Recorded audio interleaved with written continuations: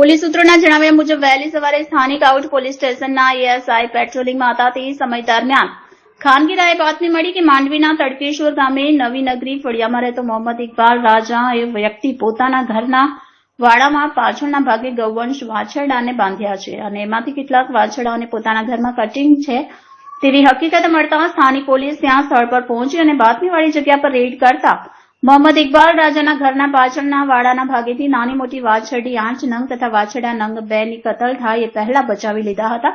અને એ પશુઓને પાંજરાપોળ ખાતે મૂકવા માટેની તજવીજ હાથ ધરી હતી તથા 450 કિલો કટિંગ કરેલ ગૌમાંસ તથા એમાં વપરાતા સાધન કબજે કરી ગુજરાત પ્રાણી અધિનિયમ મુજબ ગુનો નોંધી કાયદેસરની કાર્યવાહી હાથ ધરી હતી. સુરત રેન્જના આઈજીપી શ્રી પ્રેમવીરસિંહ સાહેબ તથા ડીઆઈજી શ્રી હિતેશ જોયસર સાહેબની સૂચનાથી ડિવિઝનની અંદર આવેલા પોલીસ સ્ટેશનોમાં ગૌ કતલ છે એને રોકવા માટે થઈને સૂચના આપવામાં આવેલી અને એ અનુસંધાને આજરોજ વહેલી સવારે માંડવી પોલીસ સ્ટેશનના પોલીસ ઇન્સ્પેક્ટર અને સ્ટાફને બાતમી મળેલી કે તડકેસર નવી નગરી ફળિયામાં રહેતો એક ઈસમ છે એ પોતાના ઘરની પાછળ ફળિયામાં અમુક ગાયો છે એને બાંધેલી છે અને ગૌ કતલ કરી રહ્યો છે. એ બાતમી આધારે પોલીસ છે એણે ટીમ બનાવી અને આજરોજ તડકેશ્વર ખાતે આ જે આરોપી છે મોહમ્મદ ઇકબાલ રાજા એના ઘરે રેડ કરતા એના ઘરમાંથી 450 કિલો ગૌમાંસ અને એના ઘરની પાછળ બાંધેલી કુલ 8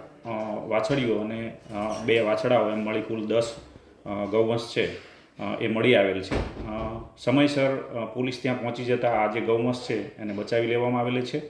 આજે એણે જે ગૌમાંસ જે કતલ કરીને ઘરમાં રાખેલું હતું એ પંચનામાની વિગતે કબજે કરવામાં આવેલી છે. આ વાછડીઓ છે એની કિંમત 60,000 ગણવામાં આવેલી છે અને એની ગૌમાંસ છે એની કિંમત 45,000 રૂપિયા ગણી પોલીસે કબજે લીધી છે. એ ઉપરાંત આ ગૌ કતલ માટે એને વાપરેલા છરા કુલ નંગ 7 છે એ નાના મોટા મળીને કબજે લેવામાં આવેલા છે. મોબાઈલ છે અને એની સાથે તાડપત્રી અને અમુક જે લાકડાના જે એને સપોર્ટ રાખેલા હતા એ તમામ વસ્તુઓ પોલીસ દ્વારા કબજે કરવામાં આવેલી છે.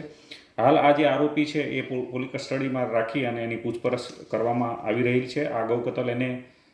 ગાયો છે ક્યાંથી મેળવી અને એને આ કતલ માટે એનો જે ગુનો છે એ આચરેલો છે એ દિશામાં તપાસ ચાલુ છે. કોને આપવાનું હતું, આમાં કોણ સંડોવાયેલ છે, અન્ય કોઈ વ્યક્તિ છે એની આમાં સંડોવણી છે કે કેમ એ દિશામાં પોલીસ દ્વારા હાલ તપાસ ચાલુ કરવામાં આવી રહી છે. આ આરોપી છે એના વિરુદ્ધ હાલ